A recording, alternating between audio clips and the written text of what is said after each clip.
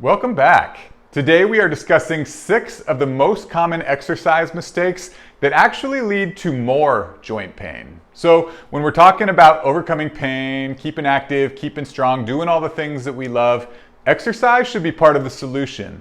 It shouldn't be part of the problem. And unfortunately, a lot of the clients that we see here in the clinic, exercise is actually the thing that really aggravated their pain. And this is a problem because not only is that going to hinder any sort of goal that they were working to, but it's also going to make them nervous to get started again. I mean, why would you want to continue doing the activity that kind of led to that pain, even though we know that exercise and strength training is one of the best things that you can do for your overall health. And so that's why it's important we kind of go over these mistakes and teach you how to correct them.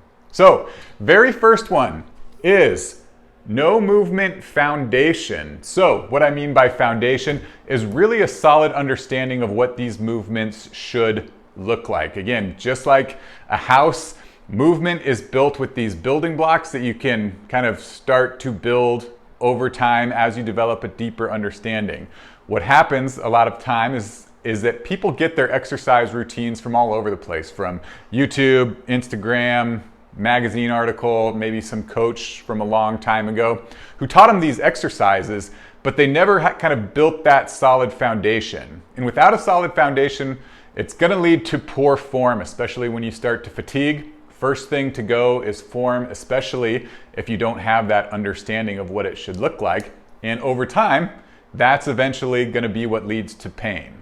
And so it's just like building a house. If you have a shaky foundation, over time, that is going to cause a problem.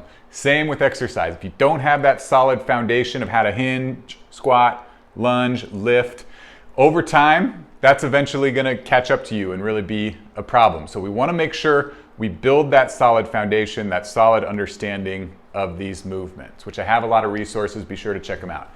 Number 2, too much of one movement. So I just got finished with a program helping a guy with shoulder pain. Again, really nice guy. He was about 60 years old and had a nice routine that he was doing at 24-hour fitness before COVID hit. And then again, gyms closed down. He didn't feel comfortable going back when they opened up. So he started this routine on his own. And basically what he did is, again, the one movement that he really liked and knew how to do was push-ups. So he told me he'd been doing 100 push-ups every day for about 2 months until it got to the point where his shoulder was so bad he couldn't even lift his arm above his head.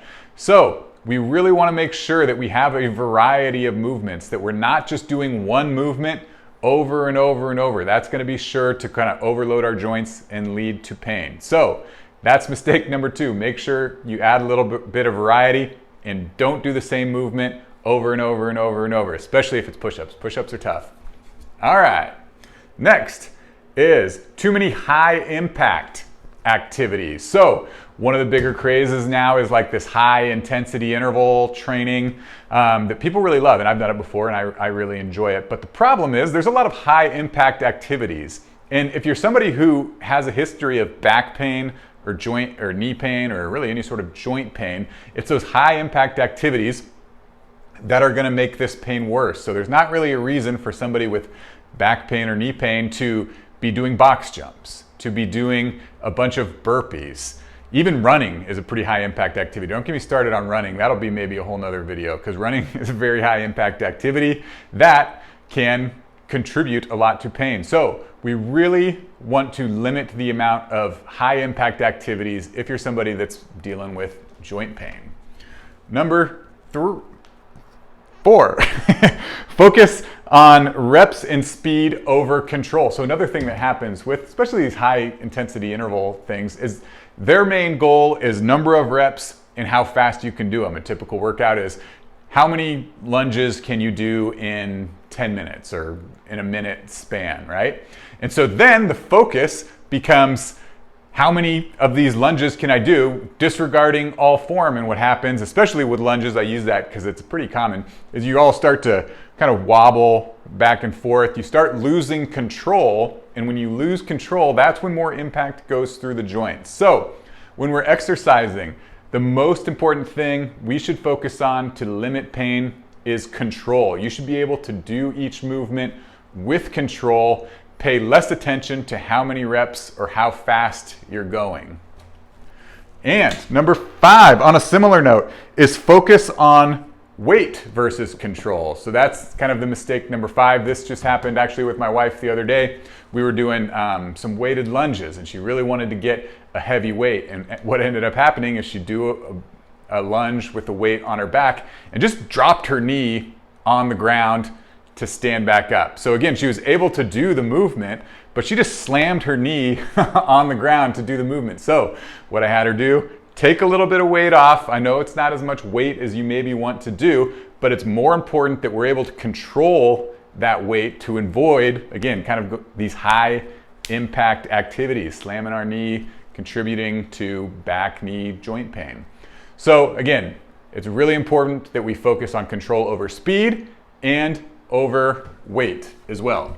All right, and number 6 is no build up. So again, a lot of times people, especially if they haven't exercised in a while, is they try to start from where they were however long ago it was when they exercised, right? They had a routine that they were doing 5 years ago, so they're trying to get back into their exercise routine, and they just go at it 100%. They go 0 to 100 very quickly. It's the same when people are overcoming from an injury as well, is that once the injury's kind of healed, they want to go immediately right back to what they were doing before without that slow build up to make sure that you have the strength, to make sure that you have the control to do that movement. So it's really important, if you're just getting back into exercising or you're coming off an injury, that you slowly build up. Don't go 0 to 100. That's a surefire way to injure yourself. So there you have it. Those are the 6 most common things, exercise mistakes, that actually lead to more joint pain. I see them here in the clinic every day. So if you can avoid these 6 mistakes, the better off you're gonna be. Thank you so much for watching. This is Dr. Carl Baird with Solving Pain with Strength. If you have any questions, please leave them in the comments down below. I really look forward to connecting with you. Thanks so much.